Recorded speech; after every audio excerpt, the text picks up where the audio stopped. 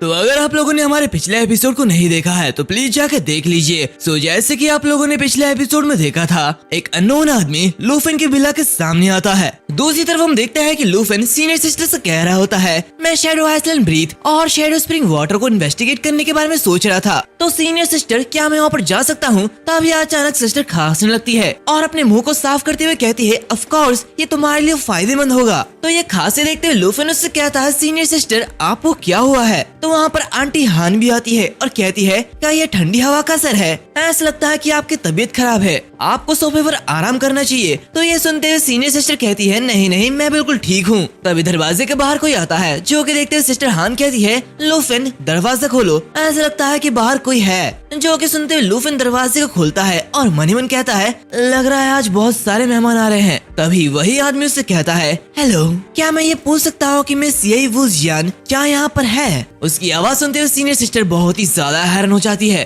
तभी लूफेन उस आदमी से कहता है, लेकिन आखिर तुम कौन हो? तो वो आदमी कहता है, मैं लॉन्गजिंग हूँ और यहाँ पर एक प्राइवेट विजिट पर आया हूँ। वेस्टर्न वाटर में हुए मेजर अफेयर्स के बारे में मैं यहाँ पर येई वुजियान से बात करने के लिए आया हूँ। तभी ये सुनते हुए सीनियर सिस्टर भागते हुए बाहर आती है। लॉन्गजिंग, आखिर तुम यहाँ पर क्या कर रहे हो? हम एक महीने में बात करने के लिए सहमत हुए थे, लेकिन तुम अब यहाँ पर क्यों आ गए हो? ये देखते हुए लूफेन भी हैरान होता है। सीनियर सिस्टर की तबीयत खराब होती है, वो गिरने वाली होती है, लेकिन लूफेन उसे पकड़ लेता है। ये देखते हुए वो आदमी यानी कि लॉन्गजिंग उससे कहता है, तो आखिरकार तुम यहाँ पर हो, इससे तो चीजें और भी ज्यादा आसान हो गई है। तो चलो मैं सीधे पॉइंट पर आता हूँ, हमें एक महीने की इंतजार करने की कोई भी जरूरत नहीं है। जब तक तुम्हारी यही फैमिली लॉन्ग फैमिली के साथ वादे में बंधा हुआ है, तब तक मैं हुआंग यूतियान से निपटने के लिए तुम्हारी मदद करूंगा। तो बताओ इसके बारे में क्या ख्याल है? मैं यूनचुई माउंटेन को तुम्हारे लिए छोड़ सकता हूँ। आफ्टर ऑल पहले भी यही फैमिली को लॉन्ग फैमिली से मदद मिली है। उसकी बातें सुनते हुए सीनियर सिस्टर काफी ज्यादा गुस्सा हो रही होती है। उसकी तबीयत बहुत ही ज्यादा बिगड़ते जा रही होती है। जहाँ पर लूफेन उससे कहता है, सीनियर सिस्टर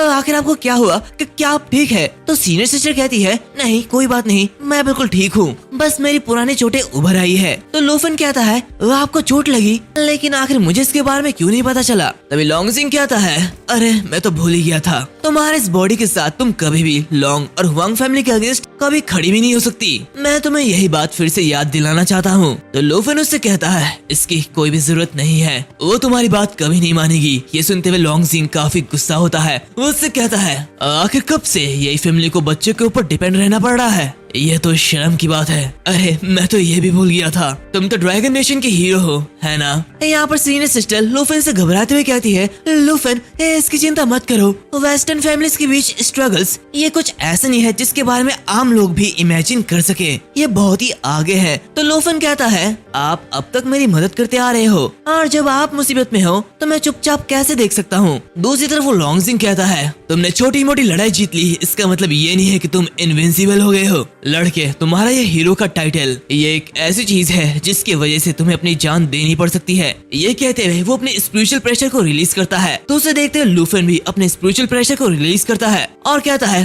तुम्हें संभालने के लिए ये काफी है। तभी पीछे से आंद्रे कहता है, ब्रदर इन छोटे मोटे चीजों को आपको संभालना नहीं चाहिए, इसे हमें करने दो। इसी के साथ हम देखते हैं कि आंद्रे, जियान और जियाओनान तीनों ही फाइट करने के लिए एकदम रेडी होते हैं। तो लूफेन कहता है, नहीं नहीं, लड़ाई की कोई भी जरूरत नहीं है, ये एक ग्रैंड गिफ्ट है जो कि मैं वेस्टर्न फैमिलीज को देना चाहता हूँ। ये कहते हुए वो जियाओई को समन करता है। दूसरी तरफ उसकी बातें सुनते हुए वो आदमी यानी कि लॉन्गजिंग बहुत ही ज्यादा चिढ़ जाता है। वो अपने स्वॉट टेक्निक को एक्टिवेट करते हुए कहता है, तुम जैसे जोकर का बीच में कूदना ये शोर मचा रहा है। दूसरी तरफ सीनियर सिस्टर कहती है, लॉन्गजिंग क्या तुम अब समझौता तोड़ने वाले हो? लॉन्गजिंग कुछ कहने वाला होता है, लेकिन तभी अचानक से जियाओई आते हुए उसे बहुत ही जोर से किक मारती है और काफी ज्यादा दूर उड़ा देती है। जहाँ पर लूफेन कहता है, विला नंबर 1 अभी तक रिपेयर नहीं हुआ है, तो इसलिए हम तुम्हें विला नंबर 2 को डैमेज नहीं करने दे सकते।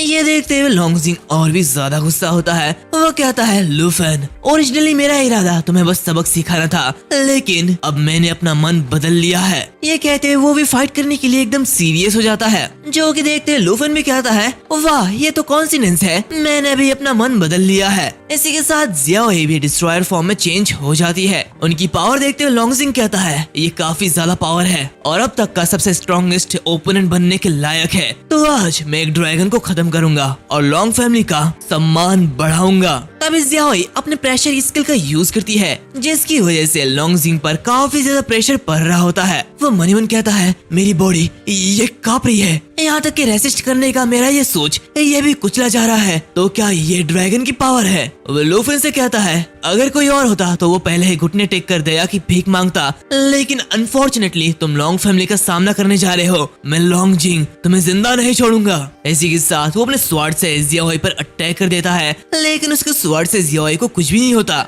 जहाँ पर ये देखते लॉन्ग जिंग बहुत ही ज्यादा हैरान होता है कि क्या ये कोई मजाक है? मेरे स्वॉर्ड उसकी डिफेंस को छेद भी नहीं पाई। तभी लूफन उससे कहता है देखो यह है तुम्हारी पावर और मेरी पावर का गैप। इसी के साथ जियाओई काफी जोरों से रोर करता है, जिससे लॉन्ग जिंग के कान फटने लगते हैं। तभी जियाओ आगे बढ़ते हुए अपने पैरों से उसे दबा देती है, जहाँ पर लूफन लॉन्ग जिंग से कहता है मैं तुम्हें चुप रहने का सलाह देता हूँ, इसका स्वभाव ये बिल्कुल भी अच्छा नहीं है। मैंने तुम्हें पहले ही कहा था ये बिल्कुल भी अच्छा नहीं होगा। तो लॉन्ग जिंग उससे कहता है लूफन लॉन्ग फैमिली तुम्हें माफ नहीं करेगी। तभी लूफन अपने स्वॉर्ड से उसके ऊपर अटैक करता है, मतलब यानी कि उसे डराता है और उससे कहता है याद रखो मैं तुम्हें नहीं मार रहा, और ये मत समझो कि मैं ऐसा इसलिए कर रहा हूँ कि मैं लॉन्ग फैमिली से डरता हूँ। मैं किसी से नहीं डरता। वापस जाओ और हुआंग और लॉन्ग फैमिली को बताओ 1 महीने बाद सीनियर सिस्टर और मैं मैटर को सॉल्व करने के लिए वेस्ट की तरफ आएंगे। इसी के साथ वो जियाओई को कहता है कि वो उसे जाने दे। तो जियाओई उसे उठाती है और काफी तेजी के साथ आसमान की तरफ फेंक देती है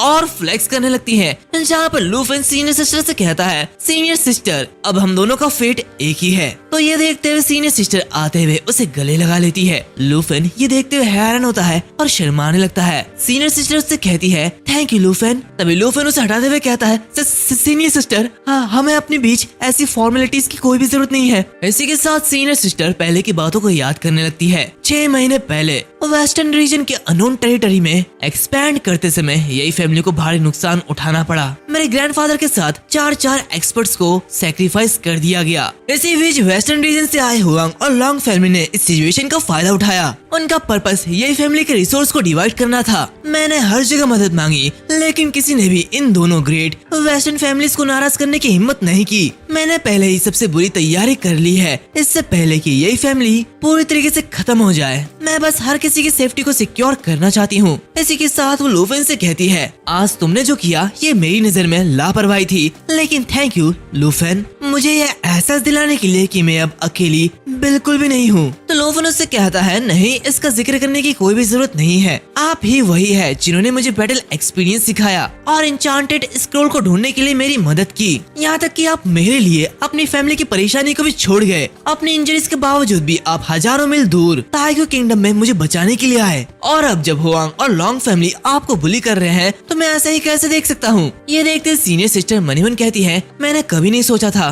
कि एक दिन तुम मेरा सहारा बनोगे। दूसरी तरफ उन्हें ऐसे बातें करते हुए देख सभी लोग बहुत ही ज्यादा खुश हो रहे होते हैं, लेकिन जियान और क्वीन के मन में तो कुछ और ही चल रहा था। इसी के साथ 1 महीने ऐसे ही बीत जाते हैं। हमें प्राइमेटिव फॉरेस्ट का सीन दिखाया जाता है जो कि एक सीक्रेट फिल्म है, और ये वही सीक्रेट फिल्म है जो कि ओल्हान के जरिए लूफन को रिवॉर्ड के तौर पे दिया गया था, जहाँ पर हम देखते हैं लूफन और उसकी टीम हंट कर रहे होते हैं और अपनी पावर को बढ़ा रहे होते हैं। लूफन की लेवल अब 45 तक पहुँच चुकी है और गुस्सैल पप्पू का लेवल 25 तक, जहाँ पर लूफन हमें बताता है गुस्सैल पप्पू सच में स्ट्रॉन्गेस्ट मैजिकल ड्रैगन टाइटल को डिजर्व करता है। लेवल 25 में पहुँचने के बाद उसकी क्रिम्सन जेड येलो जेड में अपग्रेड हो गई है, जो कि गुस्सैल पप्पू की पावर को डबल करती है, और इस वजह से उसे नई स्किल भी मिल चुकी है। जिसके 1 हफ्ते बाद आंद्रे ने बताया कि लॉन्ग ड्यू अकेडमी से ब्रेक वेव हार्बर तक का टेलीपोर्टेशन एरे तैयार कर दिया गया है, जहाँ पर शैडो आइलैंड के खतरे को देखते हुए मैंने आंद्रे को ज्वाइन करने का डिसीजन लिया। लेकिन जाने से पहले सीनियर सिस्टर ने मेरे साथ जाने का फैसला लिया,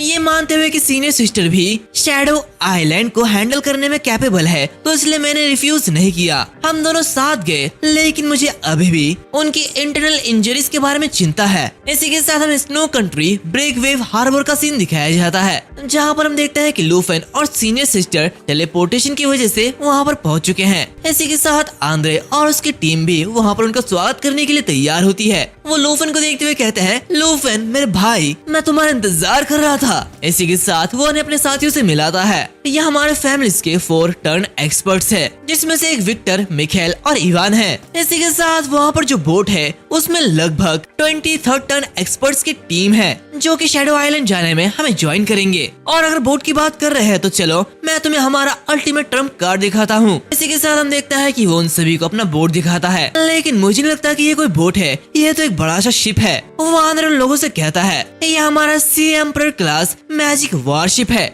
जो कि मिथरिल और 1000 ईयर ओल्ड आयरन वुड के स्केलेटन से बना हुआ है। वो इसके बारे में और भी ज्यादा बताता है, लेकिन तुम्हें ये सुनने की जरूरत नहीं है। हम देखते हैं लूफी ने देखते हुए कहता है वाह ये तो बिल्कुल भी बुरा नहीं है, ये तो बहुत ही ज्यादा बढ़िया है। आंद्रे कहता है मैंने इस आइलैंड के ट्रिप के लिए सब कुछ प्रिपेयर कर लिया है और इस बार तुम्हारी हेल्प से हम लोग जरूर कामयाब होंगे। इसी के साथ वो सभी आगे बढ़ जाते हैं एंड इसी के साथ ये जो एपिसोड है वो यहाँ पर खत्म होता है। और हाँ, अगर तुम लोगों ने हमारे सेकंड चैनल को सब्सक्राइब नहीं किया तो सब्सक्राइब कर लो, लिंक तुम्हें कमेंट सेक्शन में मिल जाएगा। तो मिलते हैं अगले वीडियो में, तब तक के लिए बाय बाय।